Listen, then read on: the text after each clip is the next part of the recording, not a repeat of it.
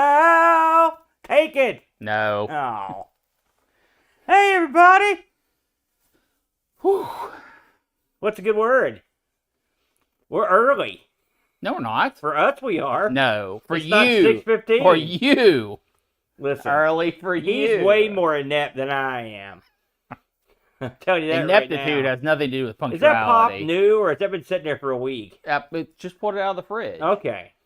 So it's been sitting in there for a week. Oh, far longer than a week. Oh, really? That's your emergency cold one? It is, because I thought I had a Gatorade in here, but I guess you drank it. No. That's not what happened. You ready for double trouble tonight, the BRENT? I am. I think it'll be 2 fun shows. We're doing twofers tonight. Two. Look, this thing's just a little bit off-centered. Watch, I'm going to make it look perfect. Oops, that's the wrong way. Going the wrong way there, dumb boy. Well, there we go. You like how I insulted your intelligence instead of your appearance? Thank you. There you go. The vain person in me appreciates it, but the intellectual is appalled. And the realist is just sad. It's just acceptance. How was your Halloween, BRENT? Well, I spent some of it with you. Yeah, and it sucked. How many kids did you have after I left? We had a total, I don't know how exactly, but we had a total of 21 kids. We gave out 21 full bars. And when I say kids, I don't mean kids. Because the last 2 trick-or-treaters, this one chick that was in like, a picture like, I was trying to explain this on Conversation of the Dark Side. Picture like Tom from Tom and Jerry. If somebody cut the face out and put an old blonde broad in this outfit. And she's like, trick or treat. You know, babe. It's like, holy smokes. Here you go, darling. Sorry I didn't bring it to him. I don't have a pack of menthols in here. So there were some unconventional trick-or-treaters that went around. We had several adults. And kids that were probably older than Luke. Some girls came by, and it's like, they're keeping the tradition alive. Everyone gets a full bar. Well, I mean, this neighborhood's gotten old, so. I've noticed something about, we're going to be, Tree was like, listen, we're giving out full bars. And so I'm like, okay, I like that idea. And so we bought full bars. And full bars aren't full bars anymore. They're 3/4 bars. No, candy has shrunk. Yeah, it has. And as someone who likes candy, I find this appalling. It's really, and this is not some like mental gymnastics to make it okay. I'm gonna hate what you're gonna say. You are. Yeah, you are. But American-sized portions are off the charts and need to be ranked. Have you seen Americans? Our portions need to be bigger. No. I'm pretty sure one led to the other. But yeah. I hate that. You're right. That is really that. Listen, we're paying more for less. No, this has nothing to do from an economic standpoint. Should we pay more for less? No. Is that right? If they're going to shrink the candy bar, should we not be charged less money? I'm not. This has nothing to do with economics. I'm just saying our portion size in America is ridiculous. Let's just say this. All right. Okay. I'm the Hershey's king. All right. I'm like, these Americans are, Auckland, these Americans are too fat. We need to thin them out. And they're like, what are we going to do, Czar? And he's like, we make the candy smaller, keep the calories. Oh, no. Hold on, I'm not done with this. Oh, and the guy's like, okay, but what do we charge him? It would not be noble to charge them more for less candy, so we would charge them less. That's what the czar should say. He shouldn't be like, we charge them more. Let's please these fat bums. Well, to be fair, he's right. He should charge us more. But why? He's fleecing the fat bums. I hate that reasoning. What's going on, Josh Malone? Ooh, VCS? VCS video? I haven't seen that yet. What's a good word?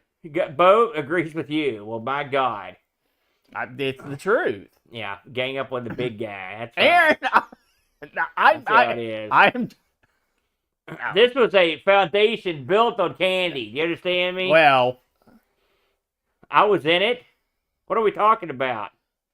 Yeah, no Maybe kidding. I don't know what VCS stands for. I don't even see VCS on the screen. He said he was watching the VCS video. I don't know what that is. Atari 2600, Aaron. Oh, yeah. That's right. I was in that. Sorry, I was thinking vintage computer something. And I was like, that sounds cool. Vintage Computer Society. I want to be a part of that. You know? This is why people should support the Patreon, because I have to put up with you. Ah! Sometimes these Americans are so stupid. Exactly. Can I use that accent through both shows? Yeah, go right ahead. Okay, I may do that. Because when the cancel train comes, I'm getting off of the first You know, stop. you've heard of this shrinkflation. Just, I don't want to beat a dead horse. I'm going to beat it a little bit more. Yeah. All right. What's up? The noob. The noob did it. So, I ordered some corn. Actually, Teresa ordered some corn dogs. We got corn dogs in the store. Corn dogs. Okay. So I'm making corn dogs for the family. We're having corn dogs tonight for dinner because this is the peak of my culinary artistic ability. Right. Warm, already created food. I got you. And so, there's nothing wrong with that, by the way. hey, any support will do, Josh. But I'm looking at these corn dogs. Guess what?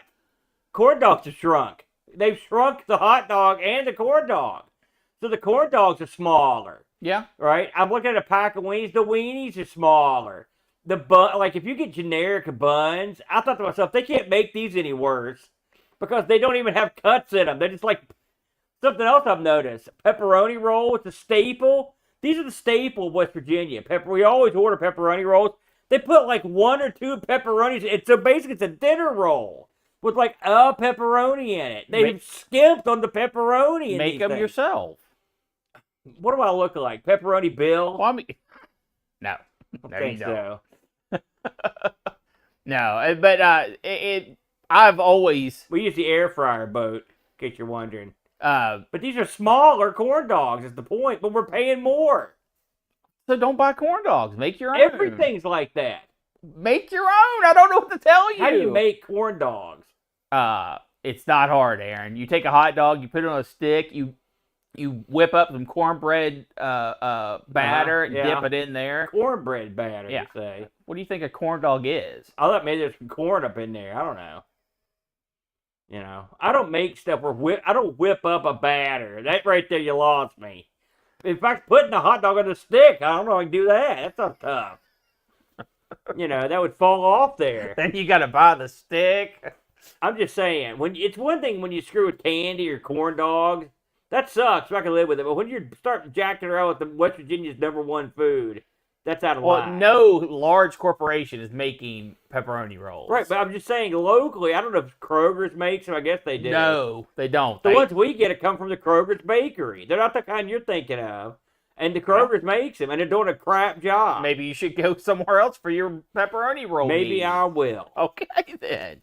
You act like I'm personally attacking No, you. but you're always taking just because you want to be on the other side. If I said, Brent, here's $50, you'd be like, oh, giving me $50, eh? What, you didn't have 100? Like, there's no way I can make you be on my side of an argument. Aaron, it's not an argument if we're agreeing. Hi, Dave. Dave is going to back me up here. No. Yeah, these come from, what? No, God, no. They come from the grocery store. In fact, if you get the Primo ones, and the thing is, when I order these things, I never get the Primo ones. They job me out with the dinner roll ones. But there's some Primo pepperoni rolls. They're double gold. Oh, Aaron. You know. See, thank you, Dave, finally. What's up, Double A? Welcome in. Everyone, speaking of double, we're doing a double tonight. We're doing Our Sinclair. First of all, congratulations. Happy Halloween, everybody. We're doing the Halloween Our Sinclair tonight, followed by the Halloween Coco Show. All kinds of Halloween goodness. Yeah. If it's still the same weekend, it's still good, right? Yeah. Okay. Obviously. All right. Yeah, Dave's killing it in the D&D game. Although he got paralyzed a couple times last night, but happens to the best of us. That's good for you. Yeah. Hey, we're getting through it, though. We did okay. We acted like a team and everything. It was nice. Hey, I promise you, 48K, Josh Malone, this is the primo Coco game. No fooling. There's no way you're going to mock this one. It's pretty good. Well, at least I wish you just said it was okay, so I could have kept on going, but you didn't. You're not a good setup, man, are you, Brent? Oh, wait a minute. You can't have it both ways, jerk face. 8-bit paradise. You're right. This is a good combo. It's like the ZX Spectrum, the 8-bit of Europe, and the Coco, the 8-bit of America. They come together. That should be. I should make a cool. That could have been a cool thumbnail. You know. I mean, we could. Well, you probably don't want to edit it. Nah, I know. I'm just saying. We get that a lot. Our parents used to say that. Yeah, you're killing me. Oh God, you're killing me. And our run of women at various times. What's on your agenda for this week? You got big fun. You came in the house today. You were happy. I got bowling on Thursday. Bowling. Yeah, I take Jennifer bowling on Thursday. Okay. Do you bowl? No. Oh, it's lame. I can't keep up with her. She bowls 3 games. I don't think I can bowl 3 games anymore. That's pathetic. When's the last time you've been bowling? I haven't been bowling in the past 6 months, but the last time I went bowling, I bowled 2 games. Well, 2 games isn't 3 games. Bowling is the sport of fat guys. No, yes, I can physically go up there and drop a ball. But I mean bowling well. Idiot. Go ahead. So you're a wimpy. I got it. I don't know what else is going on this week. Maybe if you ate more candy, you'd have more energy. Did you think about that? You're drinking a super duper Mountain Dew over there. You should be jamming right now. It's half gone when I got here. But no, I don't think I've got much of anything going on this week. By the way, we'll be taping next Tuesday, a week from this coming Tuesday, because I'm going to be out of town next weekend on a special trip to see my dad and see no trees. I promise you, we'll be seeing no trees on this trip once I get up there. Close your eyes. My dad is cutting down all the trees near the houses, so it's a barren, desolate wasteland. He's like the bad guy in Lord of the Rings. Remember that guy? The white wizard? The white wizard. That's what that is. Sorta. I mean, except for the magic. Oh yeah, and Thursday Amigo. So this is gonna be That's gonna be. Oh yeah, we're playing Jumpman. No. Oh, that's a freebie. Oh dude, did you know there was a Jumpman Junior port to the Amiga, an official port? I saw this thing. I'm like, yes. I said, Boat, here's our game. And Boat, I could feel his energy through the screen. He was like, yes. No, I mean, that's a free show. Everyone loves Jumpman, and if you don't, I don't want to be associated with you, frankly. Sometimes you get those free shows, and they feel good. They're all free for me, because every game is a delight. Even the one we played this week was Barbarian. Like, Boat didn't like it. And admittedly, it's not a great game, but I enjoyed it. I got some enjoyment out of it. No, I'm glad you're happy. Man, look at that. Triple A Ron. What? I moved up a letter. Why did they say that's the way it should have been pronounced in the Bible? To give him a little more gravitas. Because everyone loves his brother, Moses, but poor Aaron, oh, he's the jerk that worships the golden calf. It's like, come on, it's made of gold. I never knew how much I had in pairing and in parallel, in perfect synchrony with Moses until just now. Go ahead. That's it. Synchronicity? I don't know what that means. Synchronicity? Synchrony. Okay. Synchrony. Man. No. Clearly, Moses must not have been a very good speaker. He wasn't. He just built boats. That's true. Why'd you say Noah? So you and Noah have a lot in common? I meant Moses. You just said he built boats. Yeah, that was an oopsie. You've never studied the Bible. Actually, that's not true. I've studied the Bible. Oh, you studied the Bible? Oh, yes. Yeah, right. Okay. I'm definitely not going to get into this. You're not very holy, is what I'm saying. Or wholesome, for that matter. I would say you're affiliated with the other guy. Because of your meanness. No, the devil is what I'm talking about. Yeah, Steve. Steve? Where are you getting that? You know when it's a first name basis? Me, Steve. Wang. It's hard to believe that you'd be on the side of the angels, given your evil. And the thing is, you revel in your own hate. That can't be biblical. Are you kidding? So clearly you've never read the Bible. But you hate me, and I'm super holy. God destroyed the world and then made rainbows. Let's do a show. I mean, come on now. Steve, that's right. See, he gets it. Thank you, Kev. All right, Kev bought 900. I would add one more zero to that. I like Kev bought 9,000, but that's just me. Kev bought 900 is okay, too. He could have a son. Wouldn't that be Kev bought 900 Junior? Well, that's true. Really? Hey, we've played Christian games on the show and anti-drug games. Yeah, that game was and against some other religions. Yeah, we have. So Buddhism. not on this show, of course, but other shows. You know, we do so many. So I mean, fair enough. That shut me up. So this is how things are going to go tonight. Screen's going to go dark. We're going to come back. We're going to do an Our Sinclair. Yeah. Screen's going to go dark again. We're going to come back. We're going to chat. We're going to be friendly. Screen's going to go dark. We're going to do Coco Show. We're going to come back. Tell them. They know what they're doing. Close out. We're done. Yeah, because we've never done this before. Me and Bo would run off 10 shows in one day. We're going to get you out of here in about 80 minutes. 80? It better be quicker than that. For 2 shows? Oh, yeah, dang. Hey, Steve, you're just in time. Your timing is the best Wait timing. a minute. Oh, wait a minute. What are you trying to imply? Keybot was not talking about Steve Burns.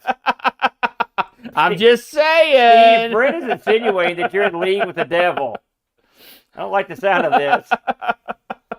All right, here we go, folks. Are you ready?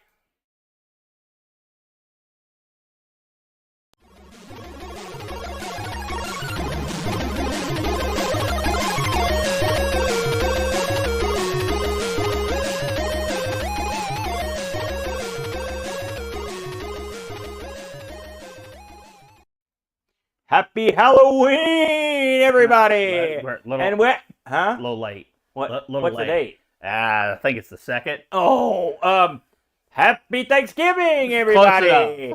And welcome to this, the Our Sinclair Halloween special.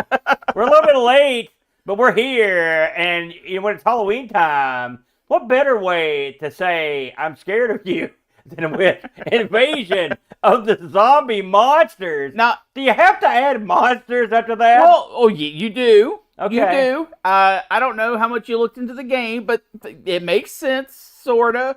I did play it, so I looked into it pretty thoroughly, the Brent. Something they left off of... There's a longer title? Well, there's a more fitting All right, title. go ahead. Is Aliens. They didn't mention aliens in the title. Invasion of the Zombie Alien Monsters would have been a more fitting title. I think I saw that on Mystery Science Theater 25 years ago. So, nevertheless, of course, we missed a week, and so although this show was pretty much boned, I think this show was going past Halloween, irregardless of missing a week. But by God, we're dedicated to a gimmick, and we're going to see it through and play Invasion of the Zombie Monsters this week. Now, I'm glad, Aaron, that you decided to go ahead and dress up like a gorilla. Please. That demeans myself and gorilla. It does. I'm sorry, gorillas. So, my first question to you is, here we are now. This is a rare opportunity because it's now several days after Halloween as we record this. We're not gonna try to fool you now that he showed me. How was your Halloween experience? And how was your? I know you routinely you'll go out and trick or treat in the guise of a small child. How did that work out for you this year? See, sometimes kids will dress up in trench coats on each other's shoulder. I do it the other way. Oh yeah. I dress up as 3 coats, but horizontal instead of vertical. Wow, I see. That'd be a difficult costume to knit. We had up at the Dowdy Estate. We had 21 big deal costumed kids and adults who came by. We were giving out full bars this year, and so I gave out 21 bars. The good thing is I bought 46 bars. And so we've been supping on the leftover bars. In fact, we had Boat here earlier. Boat had a bar. Me and the boys had some bars. So that's been nice. It's a good thing about Halloween is to get the extra candy. Well, Terry, for whatever reason, God bless her incredibly generous heart, she bought like 7 bags of candy. Oh, yeah? Bags, right? Because Jennifer hands out candy at 161. Yeah. We have like 3 bags that never even got opened and a tub that all the other candy was dumped in. Yeah. That is the size of a small like manhole cover. Yeah. Full candy. So right now there's a tub of candy sitting around? Literally, we have got candy, not for days. We've got if Halloween comes around fast enough, I mean, I know it's a year away, Yeah. we still are going to have candy to give out. You never know. We're This good to year, go. it might get along a little bit quicker. Now, it's something occurs to me that you spend a lot of time at this house, and you'll be there with this barrel of candy. I have dipped my toes into the candy. Well, that ruined that. Boy, there's a mental image I could have done without. Sometimes you have to claim the candy, Aaron. You can't just. I guess that's you can't just hope it's going to be there. what you meant to say was befoul the candy. Or defile would also work. So, yeah, that's hideous. You know what else, Aaron? Defiles the ZX Spectrum. What? That doesn't sound too good, but what? Invasion of the zombie monsters. Let's get into it. Okay, fair enough. This, Aaron, you might be able to pronounce this. I'm probably going to struggle. Good. A game designed by Revivo, Relevo. Revillo. Sure. Video games, they are the Spanish creators of this game we're taking a look at. Oh, really? Okay. It is a modern title. Came out in 2010. Wait a minute. So it's 15 years old. Well, modern modern-ish. Modern for the ZX Spectrum. It's more modern than the non-modern. Well, no, it's modern for the ZX Spectrum. All right, fair enough. End of story. This has a little bit of an odd history because they released in 2010 for $20. All right. I'm sorry, for £14. And then immediately in the same year, someone else picked up the reins and re-released the game again. And they released it for £9. Re-released in the same year, calendar year it was released the first time? Yes. And the re-release company, which I'm not going to get into them a whole bunch because they've actually released tons and tons of modern stuff for several different systems. Yeah. But when you go looking back in the history for the Spanish developers, they gone. They had produced 4 games that I could find for the Spectrum, and as of 2011, maybe they changed their name, maybe they just dissolved, but they are no longer on the scene. They do anything we heard of or played? They have not. No. All right. I will say I can see how developing and producing and selling Spectrum games in 2010 might not be particularly lucrative. I mean, to be honest with you. But I was kind of sad to see that they had left the scene because this actually seems like a strong showing for the ZX Spectrum. Now, did they release? Are they the ones that did the game on the other machines, or they just did the Spectrum version? Yeah, no, they also released on the Amstrad and for the Mega Drive. So, really? I knew this on the MSX. This was on the I'm sorry, the MSX. You are correct. Did you look at either of the other two? I did not. The Amstrad, pretty sweet, I'd say. They did a good job on that one. Well, I thought it was good for the system we played. Well, I'm not saying it was bad. I'm just saying it's because the Amstrad gets zero love. That's true. That's true. And all the games for the different systems released at the same time. Oh, it makes sense, yeah. I will have to say, the packaging for this, because they did sell a physical copy of this. Really? Was it cassette or? It was. It was cassette. It looked very nice. They did the whole proper insert with the fold out and the instructions. Yeah. And had a color front. All the tapes, at least for the ZX Spectrum that I saw, were black tapes with white text. Cool. Giving it more that spooky feel. Yeah. So it looks like they really, put their heart and soul into this. All right. And I think it shows during the gameplay. Let's go into it, Aaron. Invasion of the Zombie Monsters. What would you compare this game to if I put you on the spot? Go. Ghosts and Goblins. Yes. Absolutely. This feels like a Ghosts and Goblins game, both in its difficulty and in its scenery and sort of in its play style. And its theme. The opening. Well, a monster steals the guy's girlfriend? Well, isn't that what happens in the... Let's get into what actually happens. Right. No, it is not monsters. It's aliens will come and snatch up your girlfriend. During that, they shoot a big lightning bolt and blow up a city, snatch your girlfriend for some reason because their ultimate goal is to take over the world. Aren't you and her both dorks in that part of it? Like, your guy's a huge geek. Well, they're both. Right, but I mean, your guy's the big dork. Well, they're both pretty geeked out. Yeah. And so you have to fight through multiple stages, complete with interim map screens to show where you progressed, all Ghosts and Goblins. And you can throw fire produced in your hand and throw it at the enemies.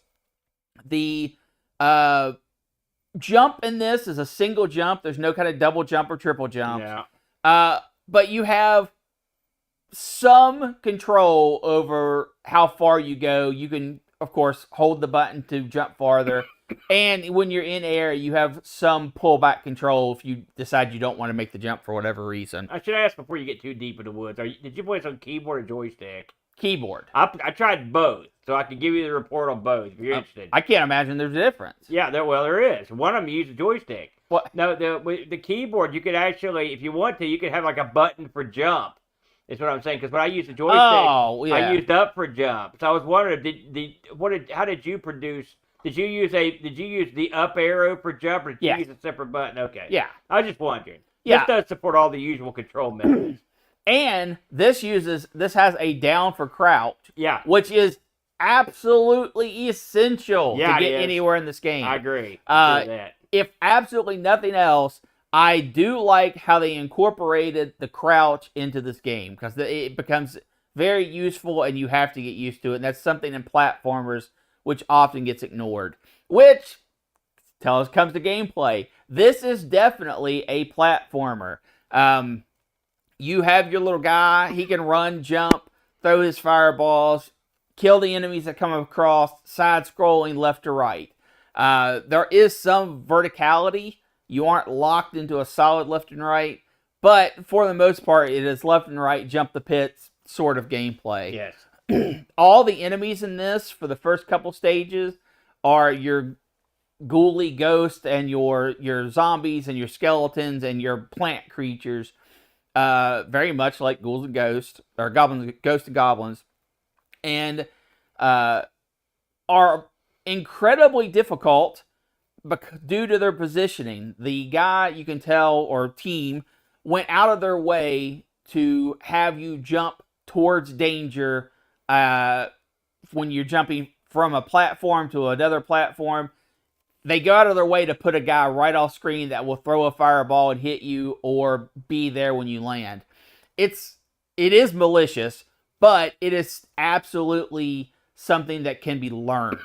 It's not something that they do it every time. There's only certain parts of the game, and you can memorize where those parts are fairly quickly. I don't, to be completely honest, I very rarely died to that. But it was something I had to tuck away in my old mind pocket for later playthroughs. There is no armor, unlike Ghosts and Goblins. This is a one-hit and you're dead affair from beginning to end. There aren't weapons, per se, but instead you can pick up power-ups. And the power-ups are almost like a shooter-style power-up. You kill an enemy, and it will drop a power up on the ground that will cycle between This is a big problem right here.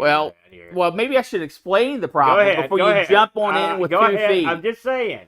It can scroll between power up, power down, extra time, complete power down, and exploit everything on the screen. And screen clear. Yeah.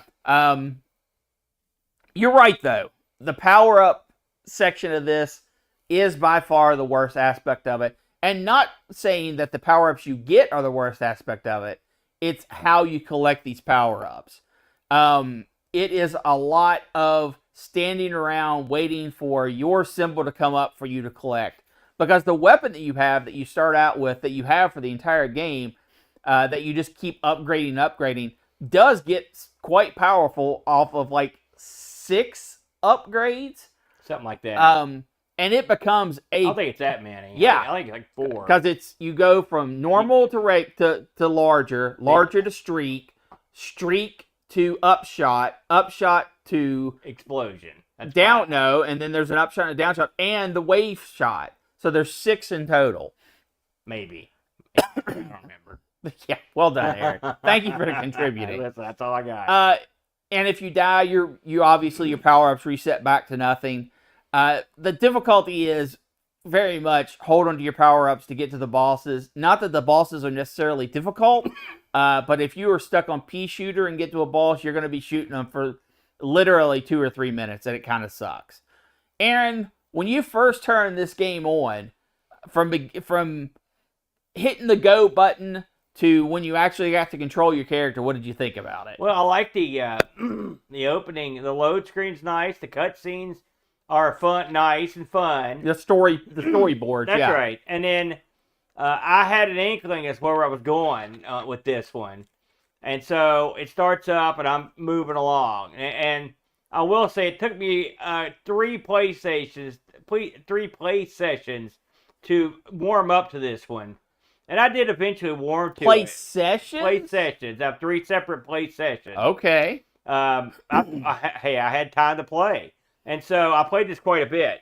So, should I just get into it on my side of the story here? Brent, you summed it up nice, but there's some stuff that I think needs to mention. First of all, this has music and sound effects on the Spectrum. Why can't I get this on every Amiga game? I've been telling myself this for years. So why can they do it here? It's got a nice little opening tune. This thing scrolls quite nicely on a Spectrum. No flip screen, none of that crap. It does okay. It scrolls on a Spectrum. The color clash is practically 0 on the Spectrum. Although it's a solid black background for the most part. It would have been nice if they had some stars. I mean, still, it suits the game. No color clash.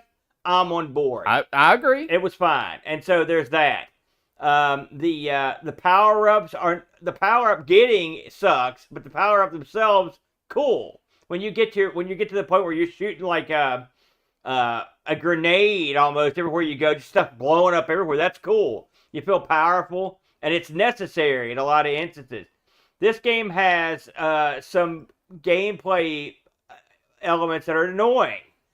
For example, you can get shot from something off screen. Yeah, it can happen. It happens almost all the time. Frankly, no, it does not. Yeah, I mean, when shots are fired, they almost always. Well, you'll get one in off screen that'll come along, and it gets a lot worse at the higher levels when there's more stuff shooting.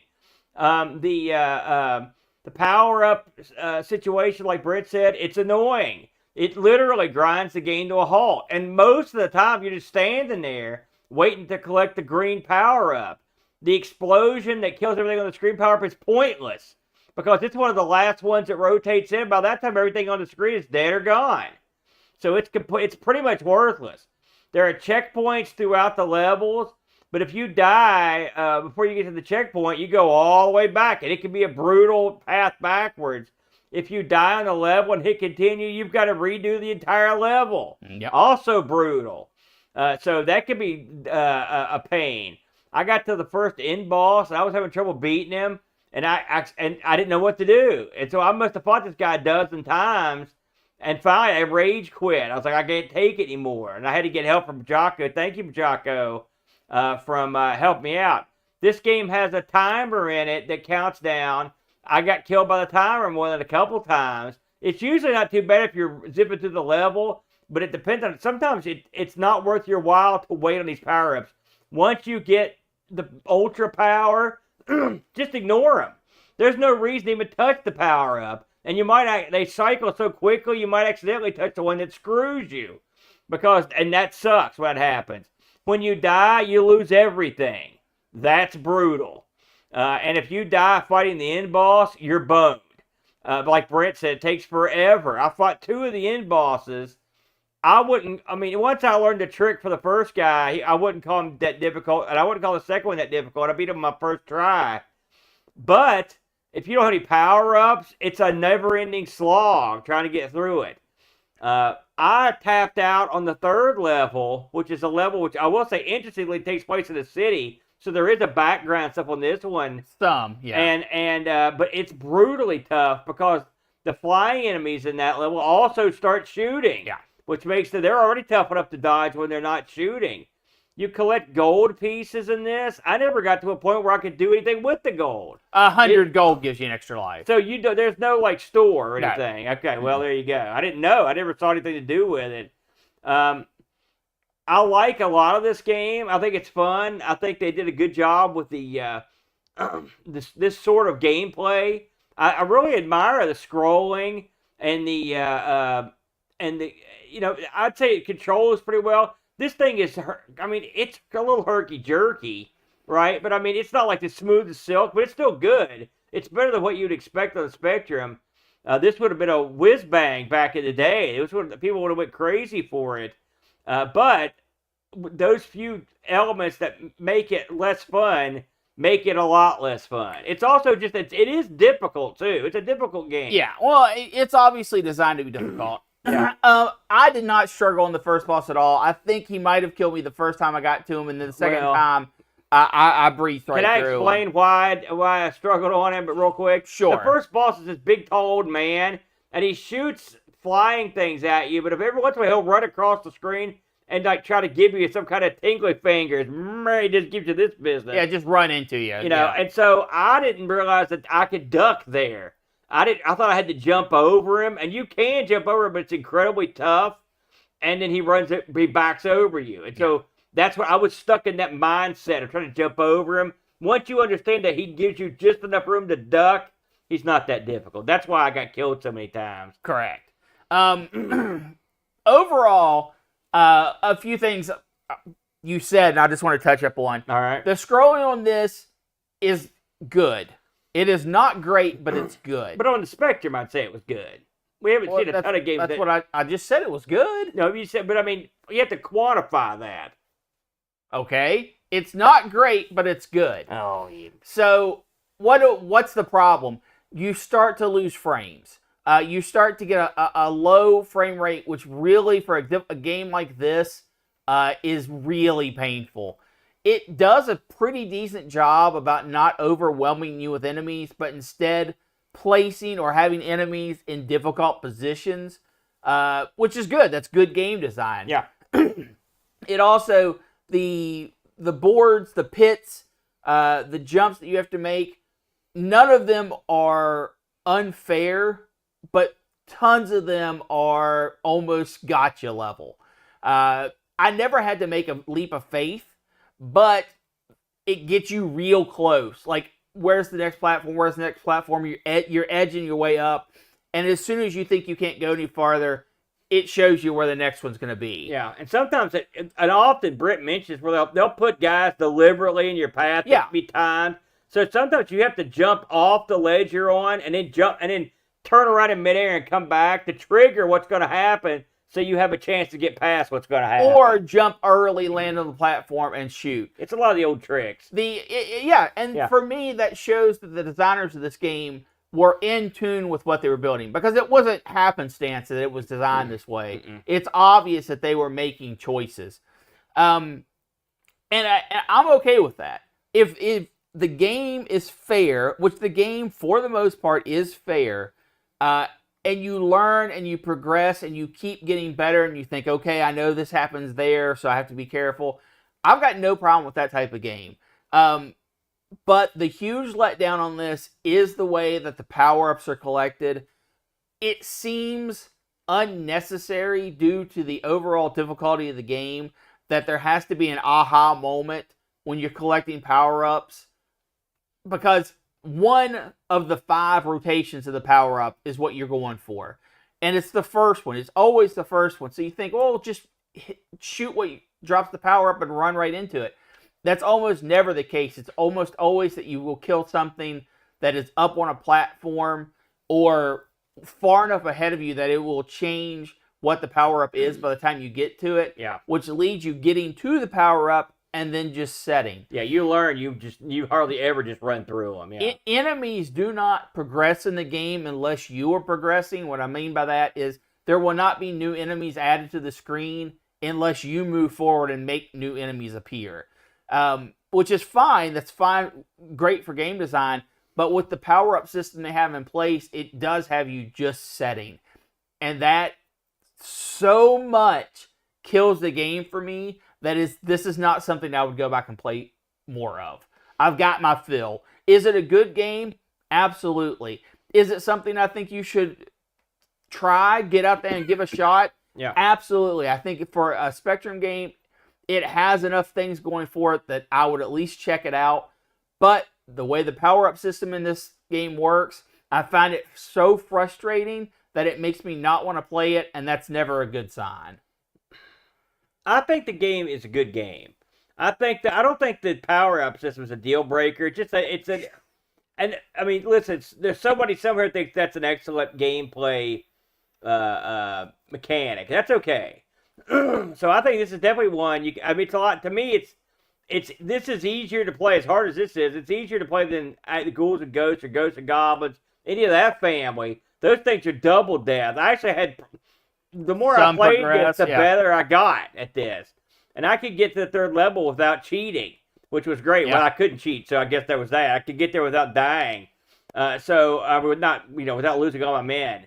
And so that's something. If you're careful, you can scoot through this. This is not Sonic. You're not going to run through these levels. This is sort of a edge forward and shoot. And edge forward and shoot. Always be shooting, Yeah.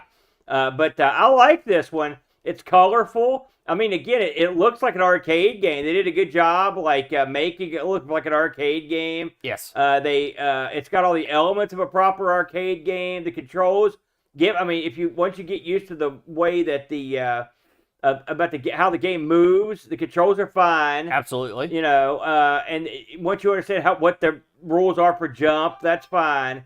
So yeah, I liked it. I think it's a good game. I think it can be a lot of fun to play. Two more comments I want to throw in here before you get to the reviews. All right.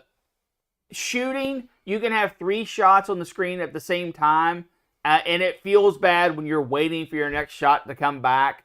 That's not a deal breaker. It's just the way you play the game. So I don't have necessarily a problem with that. And total game length is 5 stages. If you were just to bust through it, not die, go through it, no problem. You've got about a half an hour worth of gameplay, which I think is fine. Yeah. I also want to shake your hand if you could do that. The bosses in this are almost, at least all the ones I made it to, and even the ones I saw when I was watching the playthroughs. Yeah. They are based on patterns, and you might die a few times picking up the pattern, but once you get the pattern, it's just about executing the gameplay, which I'm okay with. This is sort of like the ZX equivalent of an old NES game. Sort of, yeah. And this even has we mentioned the opening, but there is, and I think you vaguely mentioned, the transition scenes between levels where it shows your progression. They're nice. Yeah, They've got names. You can see the whole map, And it gives you a little bit of story each time, too. I mean, it's not the most original thing, but you can tell it was an homage. And yes. when it's an homage, you're good to go. Yeah. We got a couple reviews on this if you're interested, the Brent. Absolutely. The first one here from Jed Byrne. He writes in, this game makes a great first impression. The introduction story has great graphics and good music. The game looks amazing with detailed, colorful graphics and an atmospheric soundtrack. It reminds me of Ghosts and Goblins, one of my favorite games. The graphics move quickly, and the jerky movement and scrolling can be accepted as the price for so much color without any clashes. I agree. Playing this as a Ghosts and Goblins clone does not work. The action here is not fast and frantic. It's slow and deliberate. You have to inch forward carefully, taking out your enemies without taking any risks. Slopes are a tactical challenge because you can only shoot enemies who are on the exact same level. That's with the original weapon. Right. Instead, you jump and shoot from a distance or wait somewhere safe. Power-ups can also require a great deal of patience. The icon changes quickly, and the majority of the available options are harmful. So you can't just run up and pick up your prize. Instead, you have to wait patiently for the cycle to complete. The slow pace means that the game is not addictive as it should be. Carefully progressing through the level quickly feels like a chore, and I lose interest after a couple goes. The game does make a great first impression, but it doesn't last. I've reached the 2nd level, but I don't feel compelled to go any further. I'd rather load up Ghosts and Goblins. That was Jed Byrne. I think that's very fair. Yeah, I think that's very fair. I can understand what he's saying. Our other review on this one, and last review comes from Jocko, our good buddy Jocko, who chimes in. A really well-presented game with good graphics and audio. Gameplay is a little lumpy in places and hard at times. I found with jumping and shooting, you could easily miss enemies, especially the flying ones who seem to have a supernatural ability to fly between shots. And I lost count of the number of times I jumped straight into one of those suckers. There's a lot of slowly edging along, trying to anticipate where the game designer wants you to punish you. There's no skill in games that require jumping between platforms that spawn an enemy in your face with little chance to react. The pickup system could be improved. It costs time waiting for each item to cycle in a game where time matters. 2 of the 5 pickups are punishments.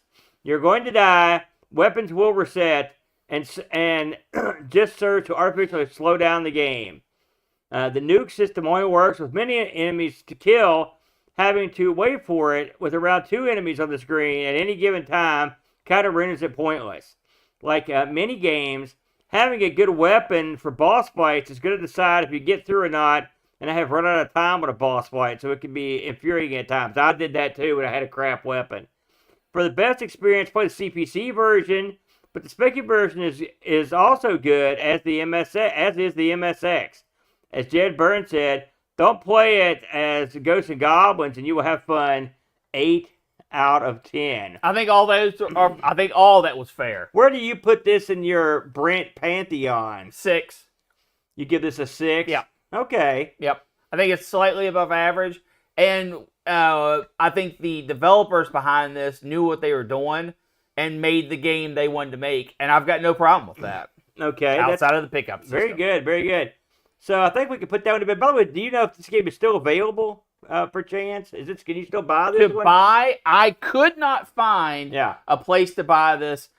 Even the website that did the re-release has taken it off of their website. So I could not find a way to buy this outside of this may be available. I mean, I didn't have any trouble getting it. I think I just went to I think it's free at this point. Yeah. Yeah. So if you want to try it out, the entry price is solid. Yeah. Let's talk about our next game, Brent. We'll be coming back right before Christmas. We should be back here towards the end of the month. Yeah, a lot before Christmas. And the next game we're going to be playing on Our Sinclair will be the unofficial Zombos Christmas Capers. The unofficial Zombos. What do you think about mixing zombies with Christmas? Are you down with that? Man, at this point, mix everything with everything. See how it works. So our next show will be December 7th on Our Sinclair. So we'll be doing the unofficial Zombos Christmas game. That should be interesting. The rotation spins, and next time out, we will be taking on the Coco Show. That should be a lot of fun. That will be airing sometime after you see this. And then the week after that, we'll be back with ARG Presents. We're sort of making up for lost time because we had a missing week there. Yes. So the next time you'll see us live here on ARG, we'll be on ARG Presents, and that will be October. It'll be October 11th. That will be when you see us again. Or excuse me, November 11th. I'm a month behind. In our best interest, maybe just stop giving the time. That would probably be. We'll be coming back at some point. That's for darn sure. I think that's all we got. You got anything else to talk about on the old Sinclair? Nope. All right. We will see you next time around. And remember to rewind tape. And invade the earth. No!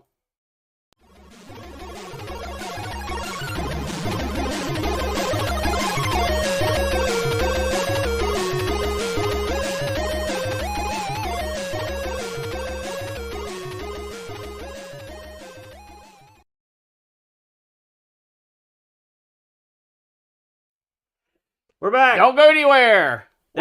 We got one more big show to go with the Coco Show. This is the main event tonight. We're doing a double.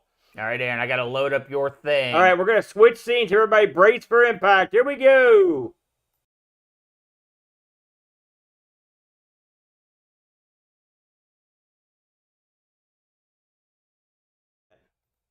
Hey!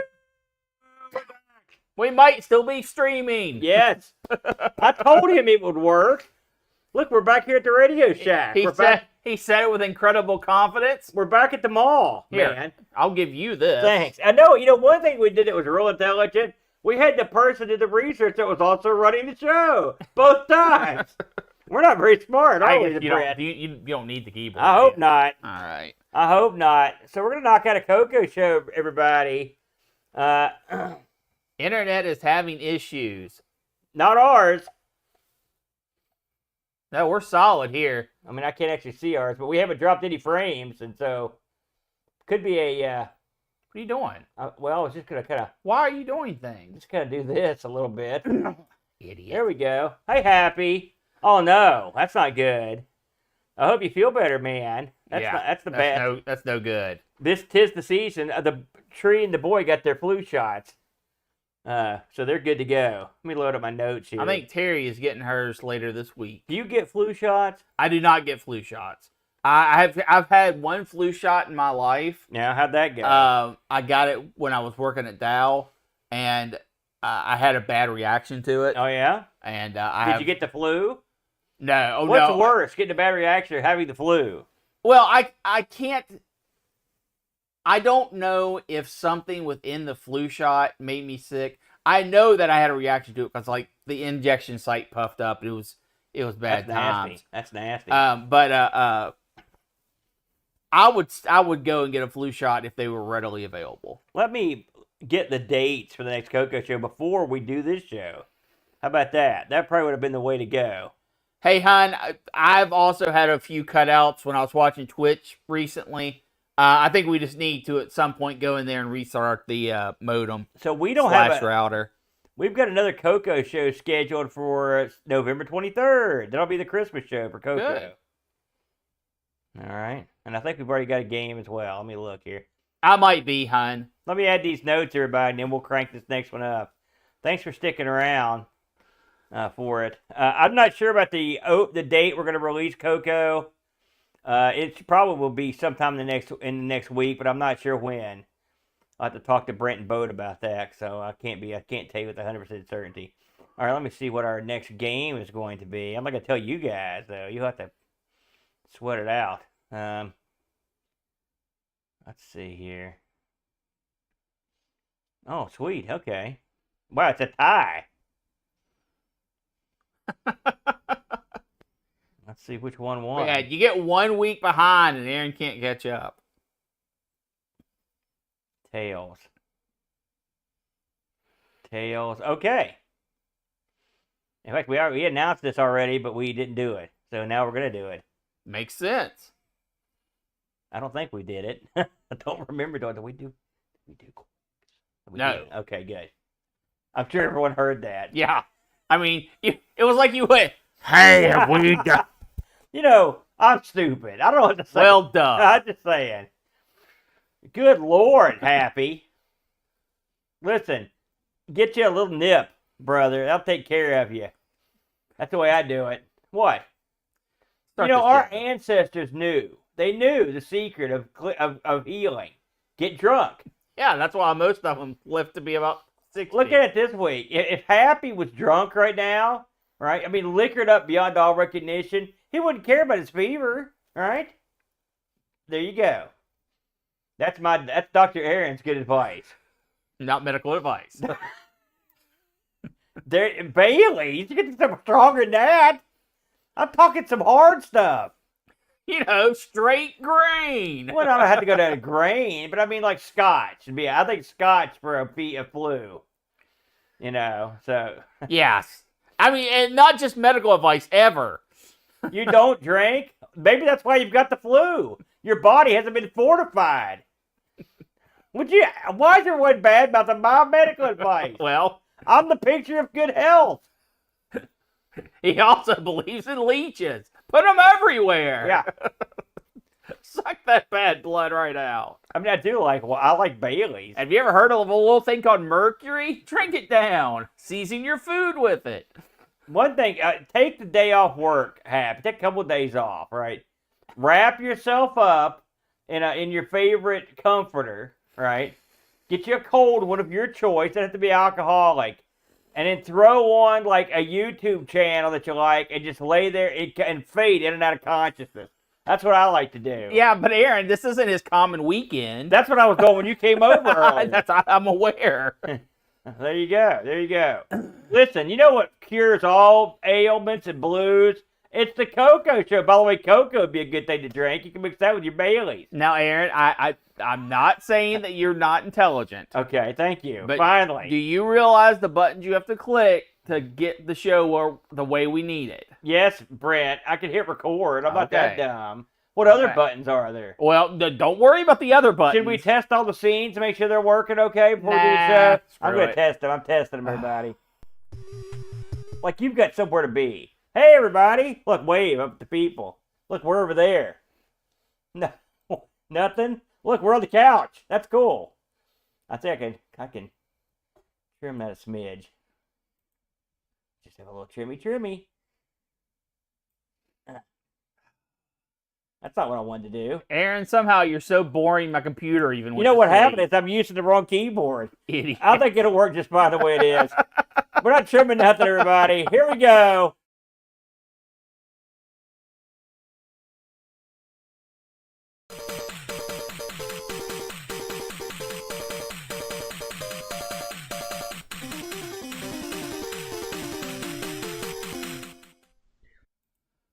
Hello, everyone, and welcome to another edition of the Coco Show.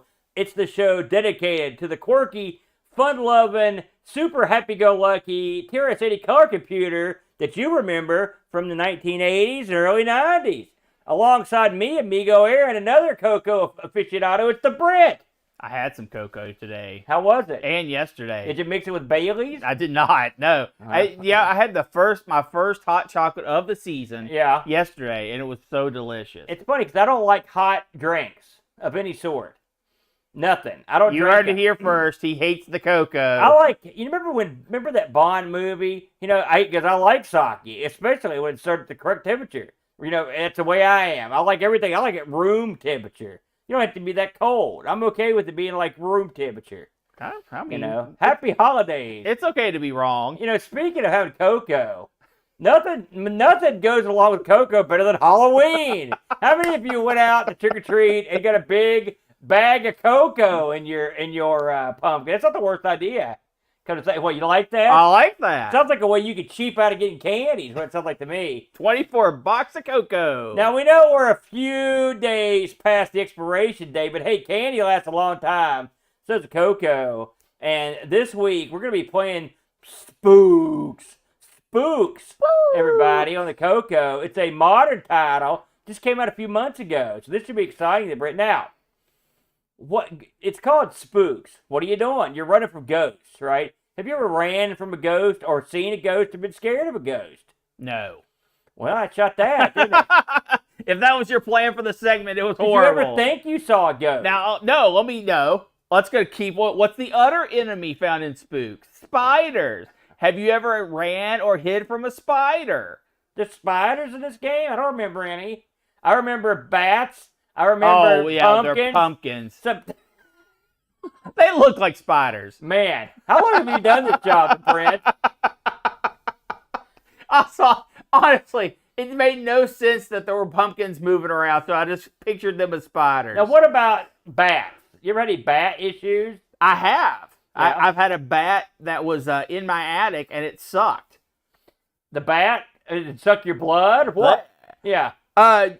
We've actually had in the old house, 255, as it were, we had bats in the attic all the time. Really? Yeah, we had a lot of, it was like a constant problem, but we would have a bat in the attic several times a year, three times a year. So what do you do?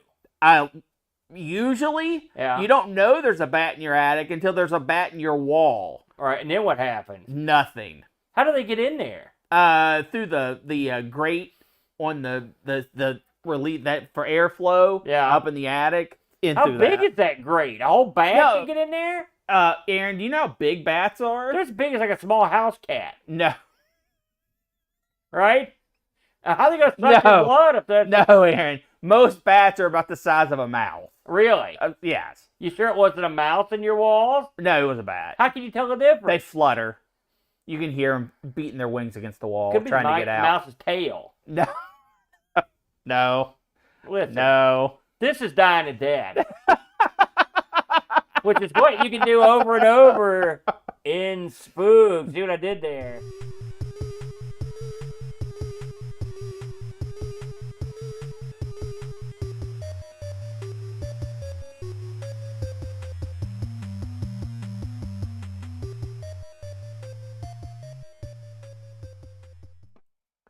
Ooh, the love theme from Spooks. Hey, that's a pretty good tune.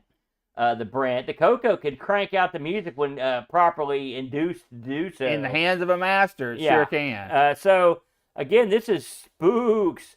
This was released, it looked to me like this came out around July. I know that's when the itch.io started on it. This is developed. Now, Aaron, when you say July, for people who aren't watching this in the current 2025. day, bam, there you go. Sorry, my bad. So, this is the Halloween-themed arcade action platformer. This was developed by the Paranoid Cactus. So I looked at, now again, this is all available on itch.io. If you look up Paranoid Cactus, you can look at all of his offerings. And I partook in a few of these. If you're watching us, I'll put the address on screen. Paranoid Cactus isn't some schlub. This guy's all man and a yard wide. Amongst his offerings, we actually played one of his offerings already. I didn't know it. It's not for the Coco. A game called X-Zero. We tried this out a couple years ago. I don't know if it was the Pico 8 episode or something. He does a lot of Pico 8 work, including Pico 8 Tennis, UFO Swamp Odyssey, Pyramid of Flames, Oxidized Tracker, Captain Nito and the Time Nexus. That sounds pretty good. It does. But I did try another one of his offerings, which was the Pico 8 rendition of Doom. No easy task. We played the Pico 8 on the ARG Presents show earlier in the year. We were very impressed with the Pico. It was sort of a made-up, like, handheld, I guess the best way to put it. Sure. And Paranoid Cactus's Doom is top shelf. I was incredibly impressed with it. I can believe it. And so he's now turned his watchful, Sauron-like gaze over to the Coco to pull out Spooks. Spooks will run, get this, the Brent, this will run on a Coco 1, 2, or 3, the whole enchilada, or emulator. All you need to have is 32K of RAM and a way to load it, disk drive preferably, and a joystick, or if you're emulating, you can play however you want.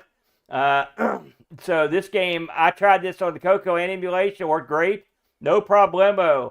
It's not too often these days where you see homebrew that supports the older machines. Yeah. We don't see that too often. I was just thinking, I did not know. I would have ran this on the original Coco if I'd have known. Yeah.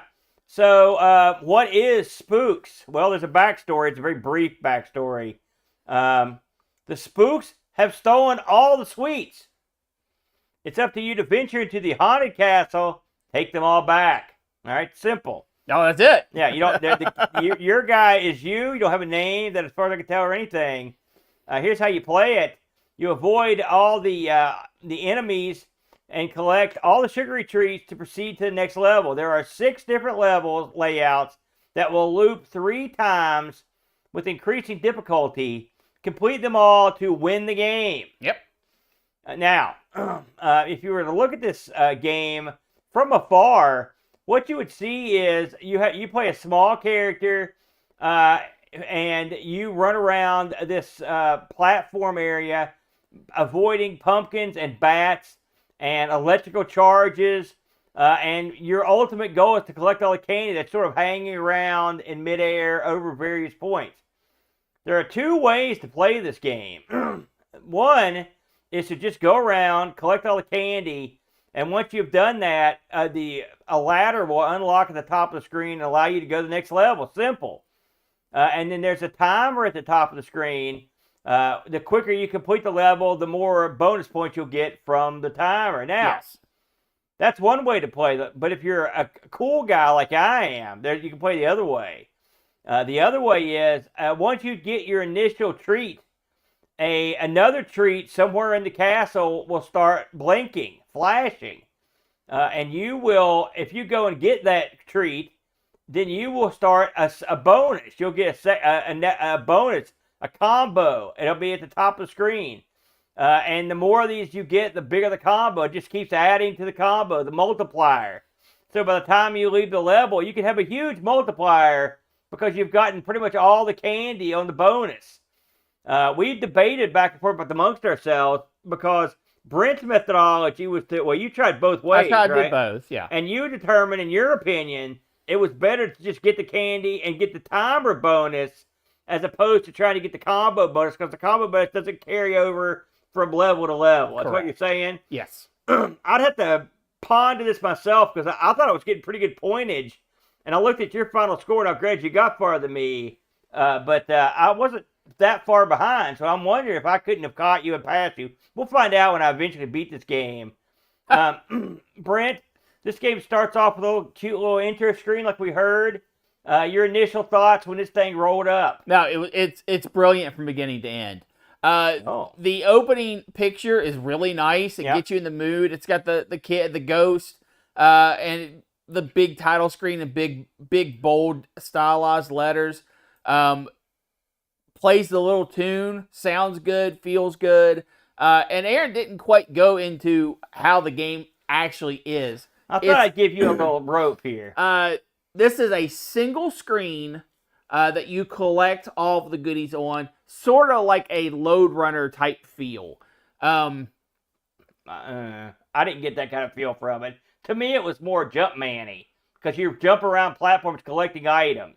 I felt it was more Load Runner-y, just because you had times when you could drop down several layers at once to get to where you're going faster.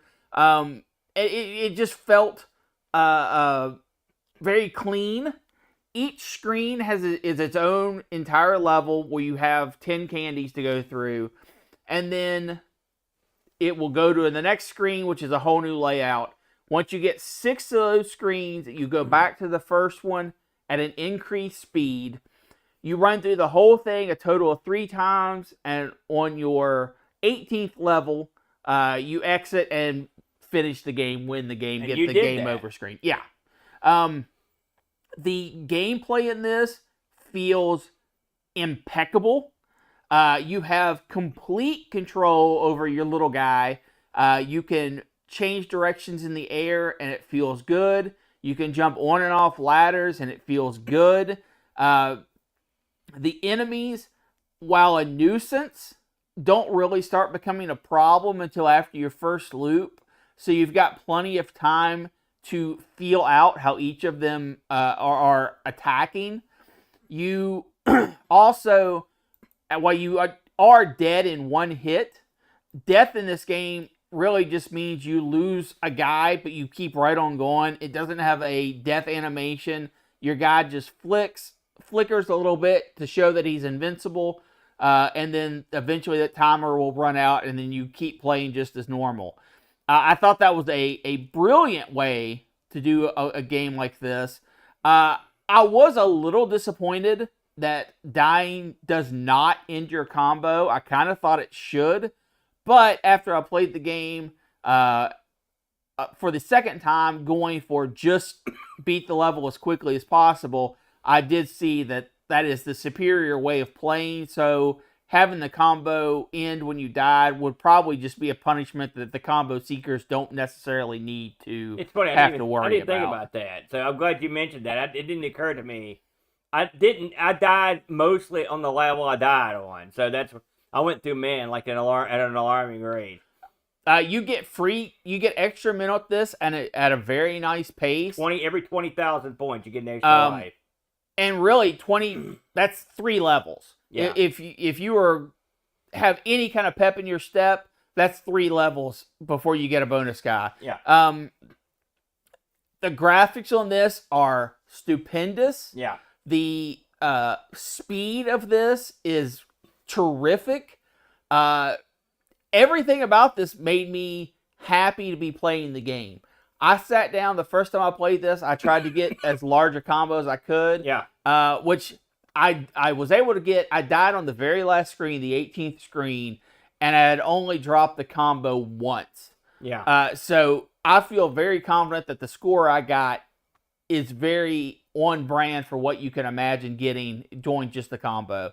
And then this next time I played it, I said I'm just going to push this and go for just candy and get through the levels as quick as possible, which is also safer because anytime you're going for a combo, your next combo piece is always going to be about as far away as it can possibly be, which is fine. That's the way that the game is designed. But it also opens you up for more chances to die because, of course, you're on the stage longer. It makes sense. I cannot express into words well enough to say that if you are not going out and trying this game, if you're a Coco fan at all, right now you have failed at being a Coco fan. This is probably the best thing I've played on the Coco that I can remember. I mean, of this type of game. It felt that good. So, I mentioned to Brent before the show, we play these holiday games. Yeah. And I never expect much. No, they're almost always throwaways. Well, usually I'm fairly impressed. Sometimes I'm not. So I didn't have high hopes for this one. I went to the itch.io page, and right on the page, you can play this. Every one of his games you can play on the page for free. Right in your browser. You don't do anything, okay? So I loaded this up, and within 10 seconds, I could see I was into something because I play a lot of, and I'm not singling out the Coco. I'm talking about all the 8-bit machines and the 16-bit machines too. All right, I know what I'm a donkey. I've got a Donkey Kong machine sitting right there. All right, right off. And I know what I like. I like precision jumping like Mario does it. Okay, 8-bit and especially 8-bit machines, they've got a problem. And the problem almost always is the jumping's floaty. The jump is too high. The jump is too low. You can't jump on and off ladders. When you jump, you ram your head into stuff above you. These are things that make a platform game feel clunky to me. All right? Although most of those are design decisions, but I understand what you're saying. Well, or just that was limitation, or that's the path they went on, whatever. This fellow, as far as I can tell, this is the first Coco game he ever did, okay? And so he probably has a different way of programming or a different mindset than most guys. I can tell you, and I'm not saying it's the best Coco game ever played, okay? It's a good game. It's a great game, okay? Yes. It's a great game. But it's a simple game. It shows you its hand immediately. Yes. When you're on the first screen, you've pretty much seen almost everything this game's got to offer. They don't have the electrodes, or the levels aren't as complicated, but you've seen the majority of what the game's going to give you. But what you can't fudge in a game like this is the controls. You can jump on and off ladders. You can change jump in mid-jump. It's got all the twitchy jump abilities that a game like this needs. You don't die from fall damage because that would have been stupid. Yeah. That would have ruined the flow of the game. You can fall as far as you want. You're really not going to fall. There's not a ton of places you're going to fall all that far, but you don't die from jump damage. You can tell the guy that put this together knew what a proper platform is supposed to feel like. Yes. This is, and I'm saying this and I've played a ton. We both have. This is the #1 feeling platformer on the Coco, bar none. Yeah. And coming from someone who has played video games, I mean, we've both played video games all of our life, but I was a Nintendo kid all through the 80s. And this feels better than I remember most NES games feeling. Yeah. This actually, and I'm not saying this is better than most NES games, okay? That's apples and oranges. But for feel, for getting in there and knowing how I want my character to move versus how my character is moving on the screen, I don't think there are many games out there that do it better than this does. And this game did a feeling I haven't had for a long time. I was playing this, and this is part of the genius of the game, I think, or maybe it's just a lucky coincidence. The enemies in this just go back and forth. They pattern. They're not going to do anything you don't expect. They don't pursue you. You're safe on a ladder, okay, for the most part, if you're in the middle. I got into a flow state that I haven't felt for a long time. It reminded me of playing Mirror's Edge, if I'm honest. Yeah. A totally different game, but when you're really moving and you're dodging and you're just pinpoint everything, that's the way I felt. It was a glorious feeling. It's a feeling I don't think I've felt on an 8-bit machine ever. I mean, I love Jumpman and stuff, but Jumpman is floaty as all hell. Yeah. And even the Donkey Kong renditions, even like stuff like Donkey King and stuff, we both love those games.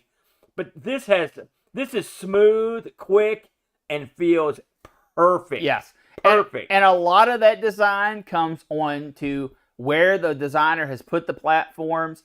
The heights and stuff are taken into account.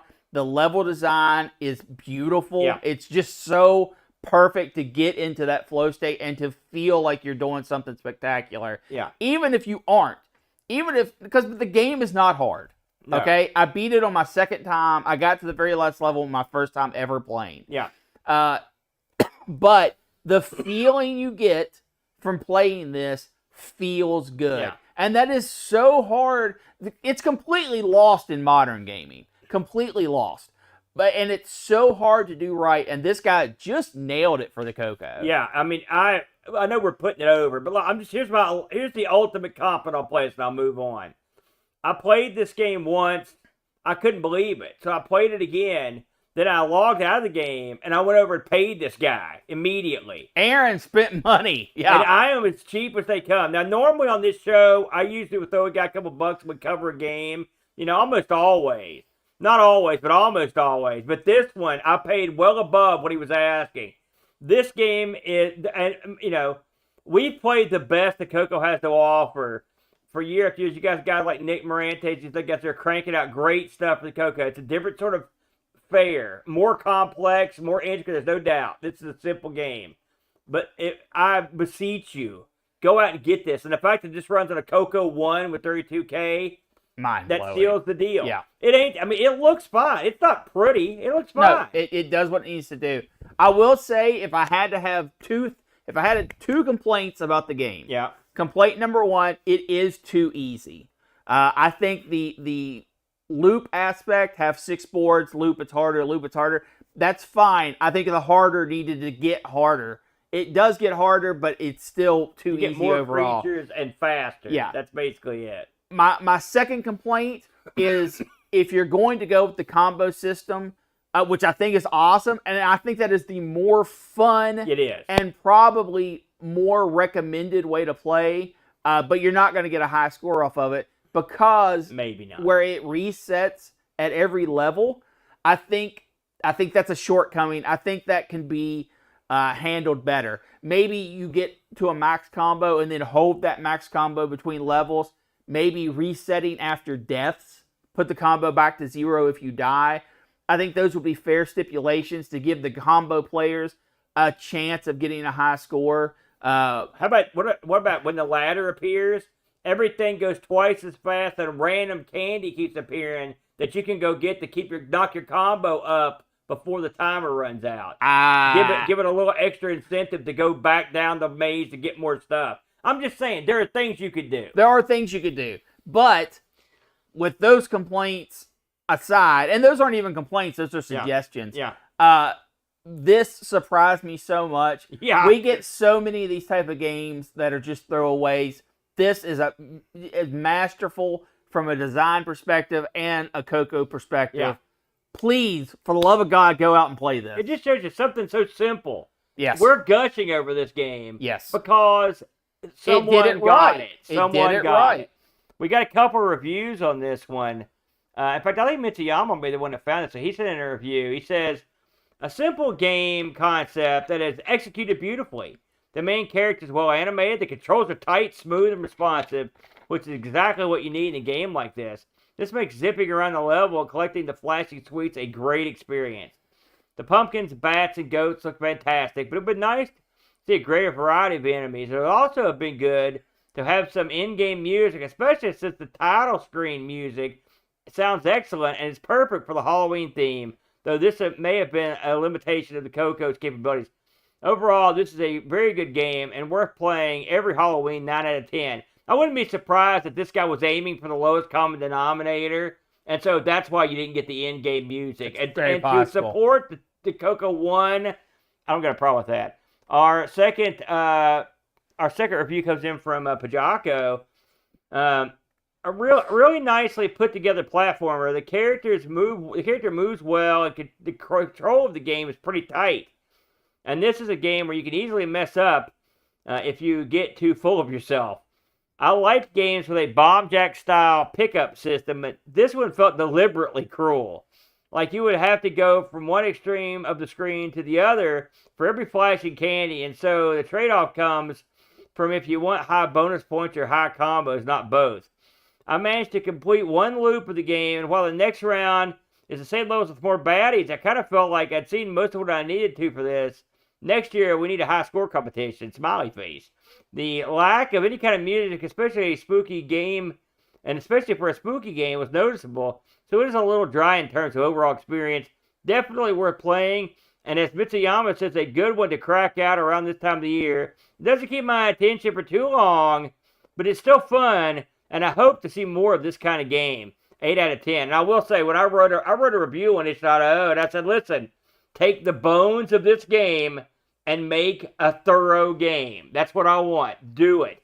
I don't know if you will, but it would be my great hope. But I salute this fine fellow. He did something that I've not seen ever done on the Coco or really any 8-bit machine. Perfect control. Perfect control. That's what it was. Yeah. So hats off to you, Paranoid Cactus. You're fine fellow. I would happily give this game a perfect score, 10 out of 10. I wouldn't say it was perfect. And the reason I say that is because there's not enough of a challenge. And also, I mean, there's plenty of room for improvement in terms of the scope of the game. But I will say, as a holiday game, yes, this is the top tier of holiday games that I've played. So that's going to do it for this edition of the Coco Show. But don't worry, coconuts. We'll be back in a flash with the cash. Because we're coming back for an early Christmas show, November 23rd. I believe that's the exact week before Thanksgiving, Brent. And with the Coco Show, we'll be playing Kicks. Now, on the Coco, it's spelled Q-U-I-X. I think we pushed this game a couple months ago because we thought it'd be the next game, but we forgot about Halloween, so it got pushed back a month. So we'll be playing the clone of the arcade classic. It should be a lot of fun. I'm a big fan of the arcade game, so sometimes they can't pull it off. I can see. Have you played it already? I haven't, but I'll tell you, man, Kicks is one of those games that you think you've got it right and you do not. So we'll see. So you don't think they can pull it off? I mean, listen, if anyone can clone an arcade classic, it's the Coco, my friend. It's the way the Kicks moves, though. Well, yeah, we'll see. Sometimes they have to do some wacky stuff. So next week, the rotation spins around yet again. The Brent, and we'll be coming back on November 11th, which is a Tuesday night, and we will be getting into some ARG Presents. What was the plot of the next ARG Presents? Do you remember? Games with famous living people. Okay, so games with currently living celebrities in them, I believe. So that's going to be fun to make a thumbnail for, the Brent. I can tell you that. We want to thank all of our supporters. All of our Patreons, all of our Twitch subscribers, everyone showed up in the chat. You're a merry bunch that we always enjoy. We do hope you will consider spending your day after Thanksgiving with us for Thanksgiving Marathon, which again will be the day after Thanksgiving. Brent, what do we have in store at the Thanksgiving Marathon this year? Absolutely stuffing things. Yeah, November 28th. So that'll be probably 9 to 12 hours of me and Brent just playing games and having a good time. More details to come. We hope you'll join us for that. I think that's all we got, the Brent. Any other little nuggets of wisdom or knowledge you want to lay down on the people? Nope.